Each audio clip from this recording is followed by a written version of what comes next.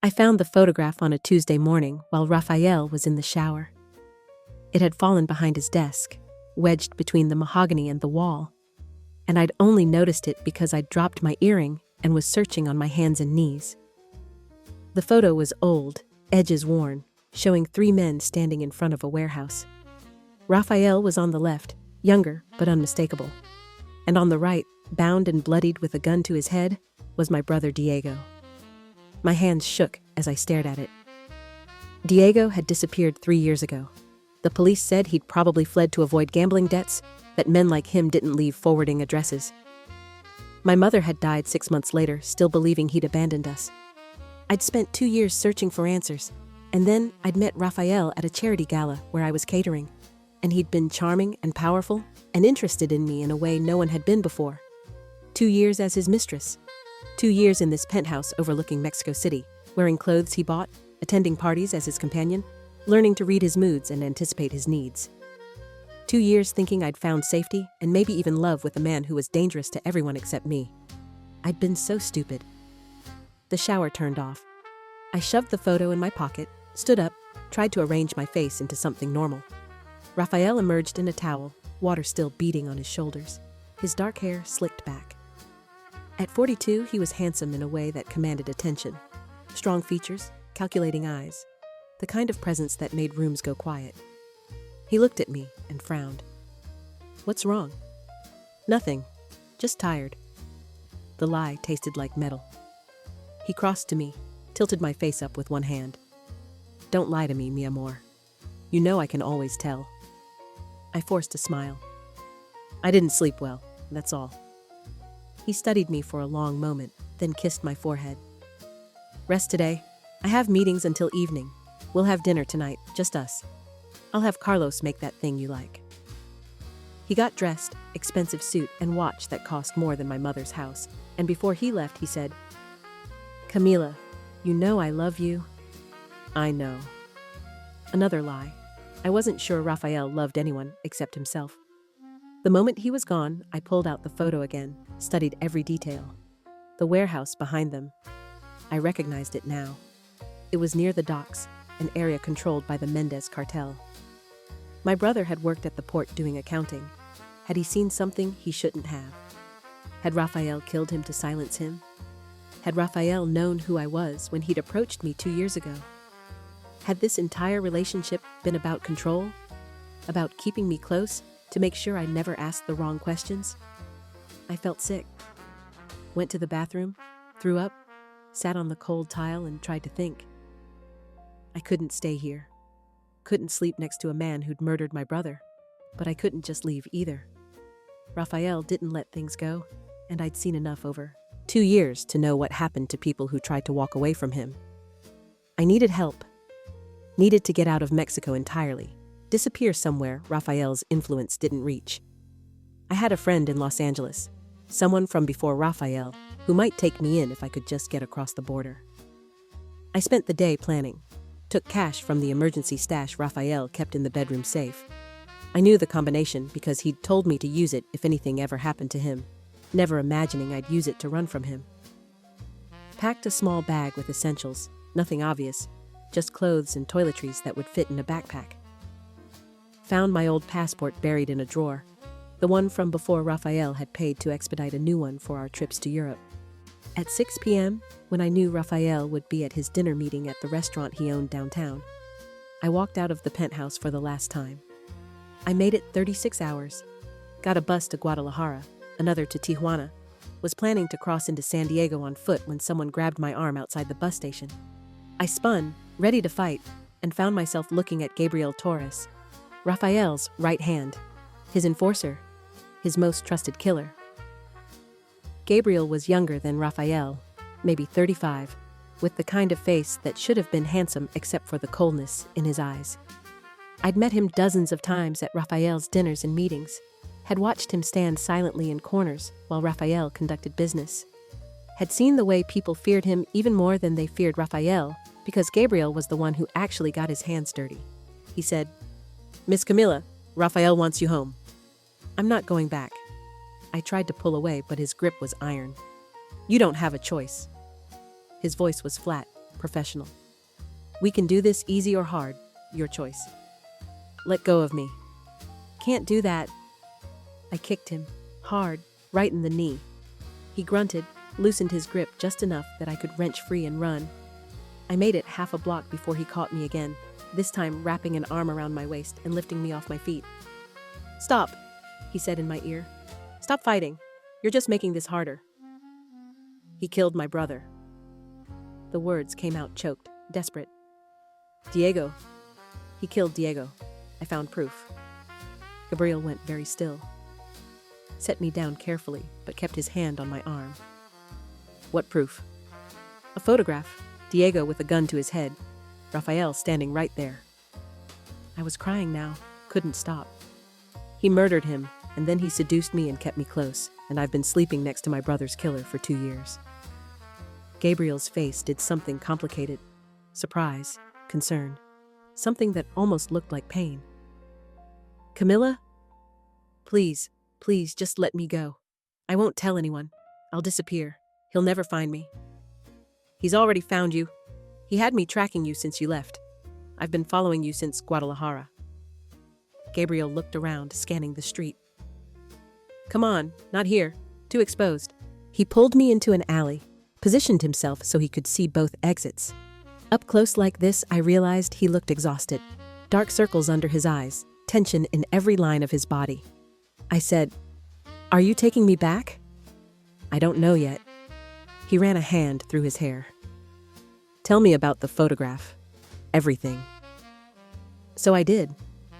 Told him about finding it, about recognizing my brother, about the warehouse and the timeline, and how it all lined up with when Diego had disappeared. Gabriel listened without interrupting, his expression unreadable. When I finished, he said, "Diego was skimming, taking money from shipments, altering books. Rafael found out and made an example. He was just trying to help our mother.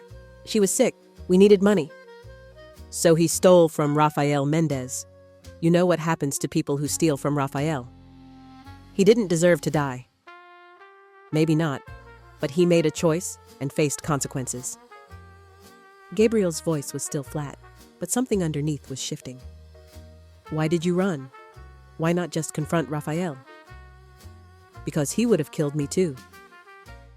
"No, he wouldn't. He loves you." "He doesn't love me. He owns me. There's a difference." I looked at Gabriel, really looked at him. "You know that. You've seen how he treats people he owns." Something flickered in Gabriel's eyes. Recognition, maybe. He looked away, jaw tight. "I have orders to bring you back. If I don't, he'll send someone else, someone less careful." "Then let me go now. Give me a head start. Tell him you couldn't find me." "He'll know I'm lying. He always knows." "Then what am I supposed to do? Go back and pretend I don't know what he did? Smile and play mistress while knowing he murdered Diego?" Gabriel was quiet for a long time. Then he said, "Come with me, not back to Rafael. Somewhere safe. Give me time to figure this out." "Figure what out?" "How to keep you alive without betraying him." He finally met my eyes again. "You're right. If you go back now, if he knows you know, he'll kill you eventually. Maybe not today, but someday, when you're no longer useful, or you become a liability, I won't let that happen." "Why do you care?" "Because..." He stopped himself, started again. "Because you don't deserve to die for Diego's mistakes.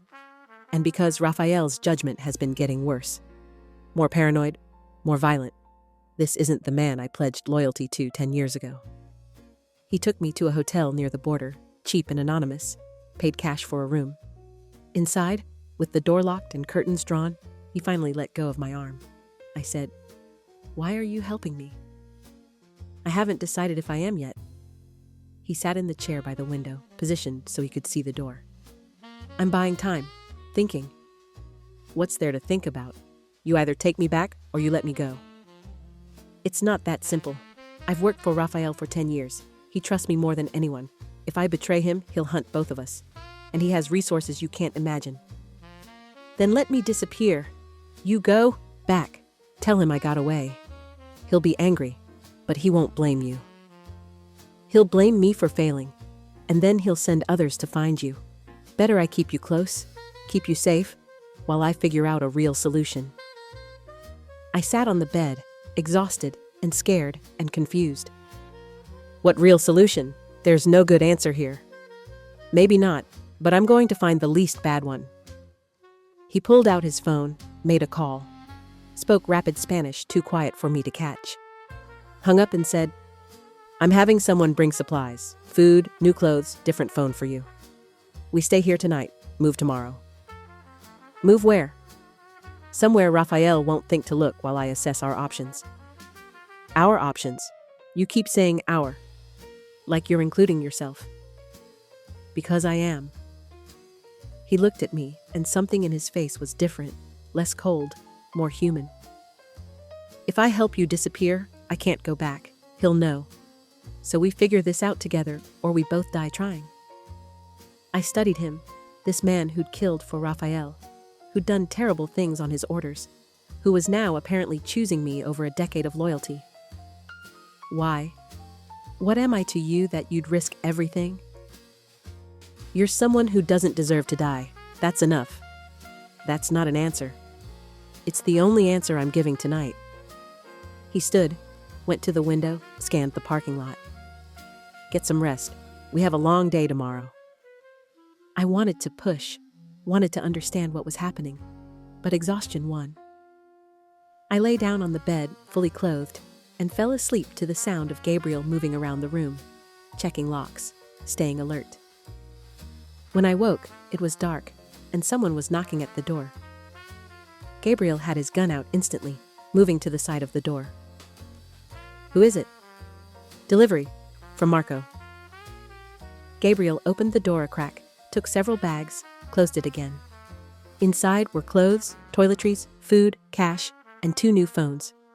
He gave one to me. "Don't call anyone from your old life. Don't access social media. Don't leave any trail." "So, I'm just supposed to disappear forever?" "For now. Until I figure out how to make you actually safe instead of just temporarily hidden." We ate in silence, sandwiches and coffee from a nearby shop. After, Gabriel finally put the gun away, sat on the chair again, looked at me. "Tell me about before Raphael. What was your life like?" "Why do you care?" "Because I need to understand what you're giving up, what you're fighting for." So I told him about growing up in a small apartment with my mother and Diego, about my father dying when I was young, about working my way through culinary school while Diego worked the docks, about catering events, meeting Raphael, being swept into a life that seemed glamorous until I realized it was a cage, about my mother dying still believing Diego had abandoned us, about the guilt I carried for not finding him, for believing the police instead of trusting my instinct that something was wrong. Gabriel listened like he actually cared. When I finished, he said, "I'm sorry about your brother, about all of it." "Were you there when Raphael killed him?"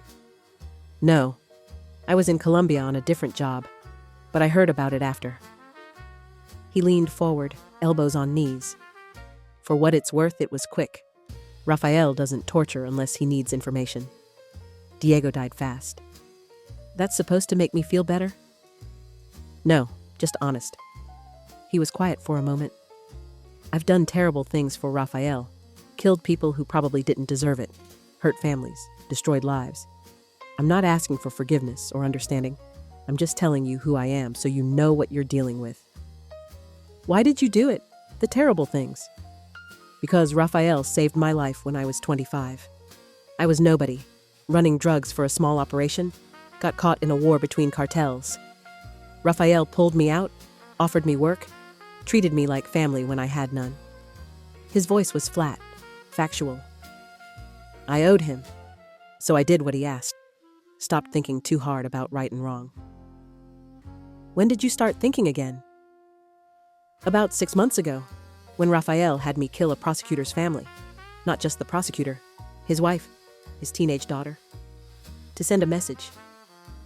Gabriel's hands curled into fists. "I did it, but something broke in me. I started wondering if loyalty to one man was worth all the death. And then I ran. And then you ran, and he sent me to bring you back.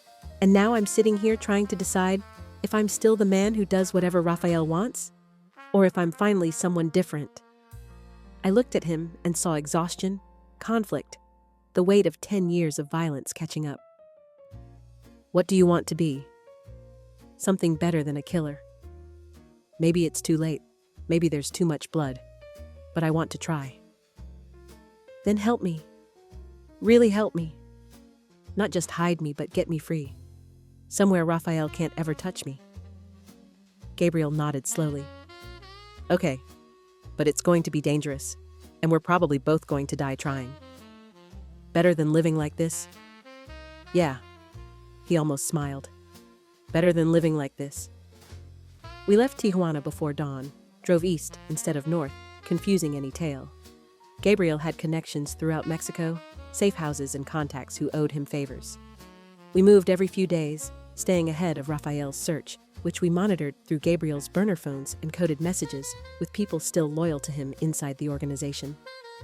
During those weeks on the run, I learned things about Gabriel I'd never have guessed. He read poetry in Spanish, cooked better than most professional chefs, had a dry sense of humor that appeared when he let his guard down. He was careful with me, respectful, gave me space, even in cramped safe houses. And he was patient, teaching me how to disappear properly, how to read situations for danger, how to survive if something happened to him. You need to be able to run without me, he said one night in a cabin in the mountains outside Monterrey. If Raphael's men find us, don't try to help me, just go. I'm not leaving you. You have to. Your survival is more important than mine. That's not how this works. It's exactly how this works. He looked at me across the small table where we were eating. I chose this. Chose to betray Raphael? Chose to protect you? That was my decision. But your job is to survive. To live the life Diego and your mother wanted for you. Don't throw that away trying to save a killer. You're not just a killer. Aren't I? I've ended at least 40 lives, maybe more. I stopped counting. His voice was bitter. You've spent 2 years with a monster. Don't make the mistake of falling for another one. Is that what you think you are? A monster? I know what I am. I reached across the table, took his hand. He looked startled by the contact, like he wasn't used to gentle touch. You're someone trying to be better. That counts for something. He pulled his hand away, stood up, went to check the windows. His nervous habit whenever emotion got too close. Get some sleep. We move again tomorrow. But I couldn't sleep. Lay in the small bed thinking about Gabriel, about the contradiction of a man who'd killed so many trying desperately to save one person, about the way he looked at me sometimes when he thought I wasn't watching, something soft and longing in his expression that disappeared the moment I turned. Around midnight, he came to check on me, found me still awake. Can't sleep. Too much thinking? I said. He sat on the edge of the bed, careful not to touch. What are you thinking about? Everything? Diego? Raphael? You? What happens next? Next we keep running, keep hiding, until I figure out a permanent solution. What does permanent mean? I don't know yet. Maybe going to the DEA, trading information for protection. Maybe disappearing so deep Raphael never finds us. Maybe... He stopped. Maybe what?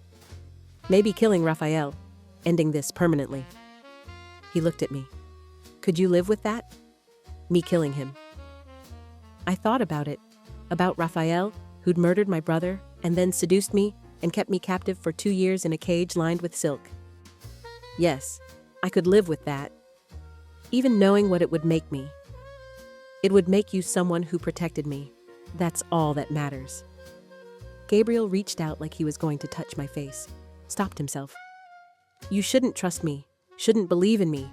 I've done nothing to deserve it. Maybe that's why I do, because you're not asking for it. You're just trying to earn it anyway. I caught his hand before he could pull away. Gabriel, thank you for choosing me, for trying to be better, for all of it. He looked at our joined hands like he couldn't quite believe it was happening. Then he stood quickly. "I'll be in the other room. Call if you need anything." He left, and I lay there thinking about the way he'd looked at me, the way he'd pulled away like he didn't deserve kindness, the way he was carrying 10 years of guilt and trying to balance it with one act of redemption. 3 days later, Rafael's men found us. We were in a safe house in Oaxaca when Gabriel's phone lit up with warnings from his contacts. They were close.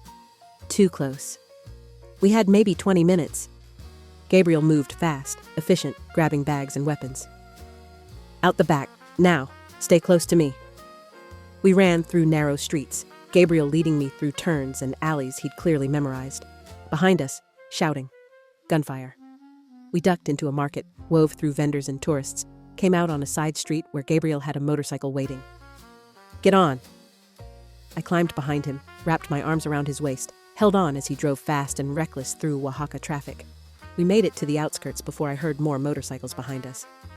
Gabriel cursed, drove faster. "Hold tight." He took us off-road into rough terrain that made the bike shake and my teeth rattle. The men behind us followed, but they weren't as good at it, fell back gradually. We drove for an hour until Gabriel finally stopped at an abandoned farm. He was shaking when he got off the bike, adrenaline and fear finally catching up.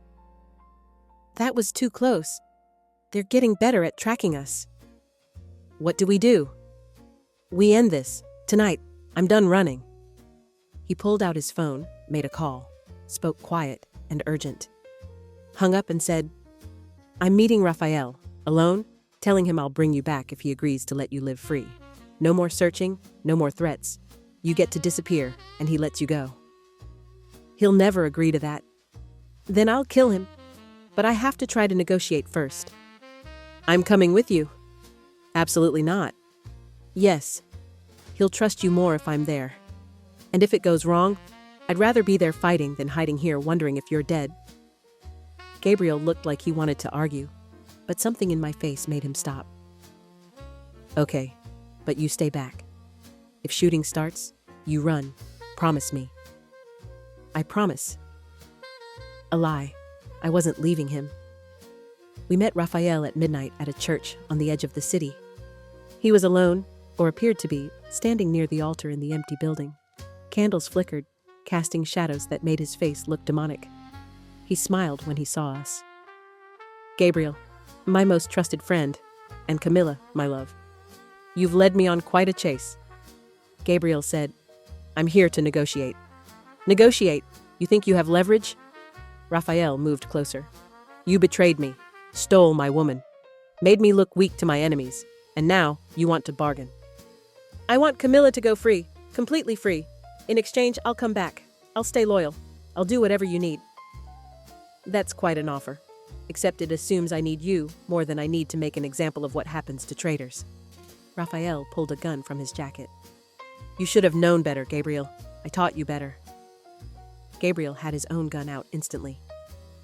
"Don't do this, Rafael." "Why not? You betrayed me first, chose some woman over a decade of brotherhood." "Because she didn't deserve to die. Because her brother didn't deserve to die. Because you've become something worse than what we were supposed to be fighting." Rafael's face twisted. "Diego was a thief. He stole from me. He was trying to save his dying mother, and you killed him for it. Then you seduced his sister and kept her captive for 2 years." Gabriel's voice was steady, but I could see his hand shaking slightly. "That's not justice. That's cruelty." "And suddenly you care about cruelty. How many people have you killed on my orders, Gabriel? How many families have you destroyed?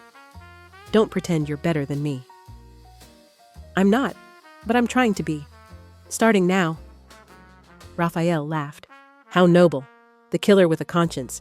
This is why I never let myself love anyone. It makes men weak and stupid." He aimed at me.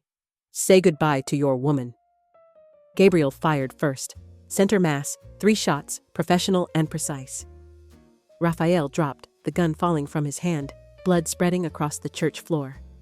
Gabriel stood there, gun still raised, staring at what he'd done. I ran to him, pulled his arm down. "He's dead. Gabriel, he's dead. We need to go." He looked at me like he was seeing me through fog. I killed him. I killed Raphael. You saved me. Us. Now we need to leave before his men come. That snapped him back. He grabbed my hand and we ran, got to the motorcycle, drove fast away from the church and the city. We didn't stop until we were miles outside Oaxaca, pulled over on a dark stretch of highway. Gabriel got off the bike, stumbled a few feet away, threw up. I held his shoulders while he shook, 10 years of loyalty and violence and guilt finally breaking through. When he could stand again, I said, "Where do we go now?" "North, across the border. I have contacts in Texas who can get us new identities. We disappear properly this time." He looked at me. "But Camilla, you should know. Raphael's organization won't just let this go. They'll hunt for us. Maybe forever. Then we run forever. Together. Together." He said it like he was testing the word. "You'd do that. Stay with me. A killer who just murdered his boss. You're not just a killer. You're the man who chose to protect me when you could have just followed orders. The man who's trying to be better." I took his face in my hands. "I don't know what we are to each other, but I know I trust you, and I know I'm not running without you." He kissed me, desperate and grateful and real. When we broke apart, he said, "I don't deserve you." "Maybe not, but you're stuck with me anyway." We drove through the night, crossed into Texas 3 days later using documents Gabriel's contacts provided. New names, Maria and David Garcia. New lives in a small town outside San Antonio where nobody asked questions. Gabriel got work as a mechanic. I started catering again. Small events, building slowly. And we built a life. Quiet. Careful. Always watching for threats but gradually learning to breathe. The nightmares came less frequently. The fear faded from constant to occasional. We were still running, still hiding, but we were doing it together. One night, 6 months after leaving Mexico, lying in bed in our small apartment, Gabriel said, "I need to tell you something." "Okay." "I was in love with you, before, when you were with Raphael. I watched you for 2 years and fell for you, and hated myself for it because you belonged to him, and I was loyal to him, and there was no world where those things could coexist." He looked at the ceiling, not at me.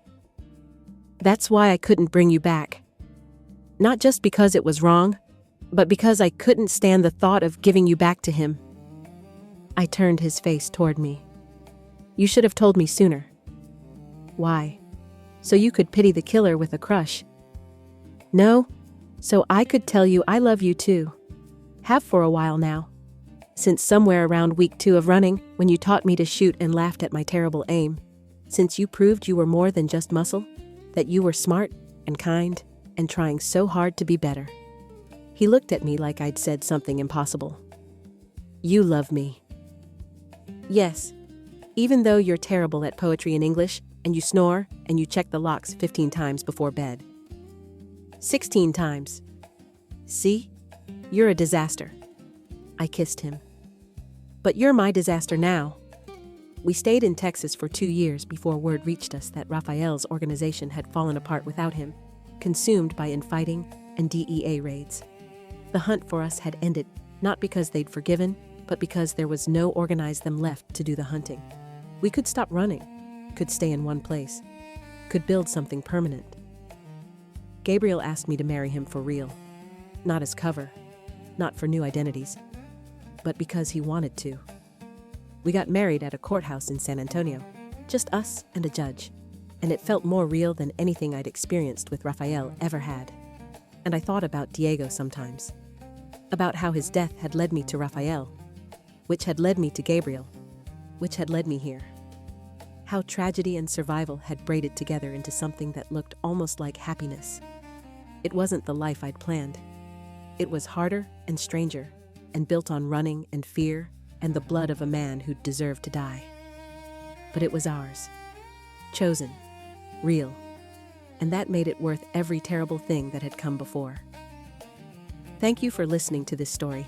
If you enjoyed Camilla and Gabriel's journey from betrayal to redemption, hit that like button and let me know in the comments. Did you see Gabriel's feelings coming, or were you surprised by his choice? I love hearing your thoughts on these stories, where love and loyalty collide in impossible ways. Subscribe for more dangerous romance stories exploring the gray areas between right and wrong. Drop a comment with what you'd like to see next. Thanks for being here.